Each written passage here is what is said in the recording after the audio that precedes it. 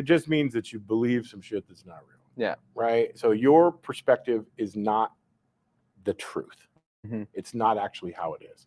So the biggest cognitive bias, and the one that's most applicable to business and sales, it is literally probably 85%. I think the studies show the motivator is loss aversion.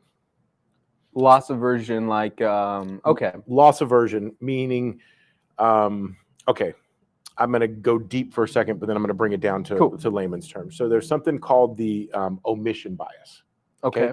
And what the omission bias means is that if I omit or I don't make a decision, say I didn't make money on the cryptocurrency boom because I decided not to invest in cryptocurrency. Okay. Hurts a little bit of FOMO feeling or regret or whatever. A couple years later, like, man, I should have done that. I don't know. Everybody else did. I should have done it. Right. Yeah. But doesn't affect you personally, emotionally very much. Because you didn't. So is that loss aversion? Because you didn't lose anything technically, right? Yeah. No. You still don't like it because it's loss aversion. But okay. So where I'm getting at is that's omission. That's a loss of omission. Okay. Okay. What does omission mean? Omission means you chose not to do something. Okay. Okay. So now I'm going to explain to you a loss of commission. Okay. So now a loss of commission means you signed on the dotted line and you took the same monetary loss, but it was because of a decision you made yourself.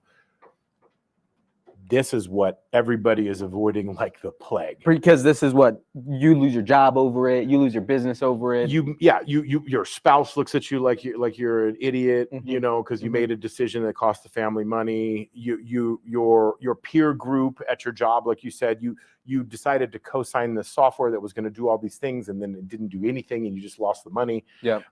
There's just even personally, even if no other stakeholders are involved, when you sign on the dotted line and it costs you 10 grand versus you choosing not to do something and finding out a year later, like, oh, maybe I could have made 10 grand. It's five times more powerful if you signed on the dotted line. So there's this, interesting study done by Matt Dixon. It's in The Jolt Effect is the book. Okay. So, and the only reason that this was able to happen was because of COVID. So what happened was in COVID, as we know, right, everybody started doing Zoom, Teams, right, Google Meet. So all of these sales conversations were now in a digital format that could be dissected and recorded and looked at in depth. Right.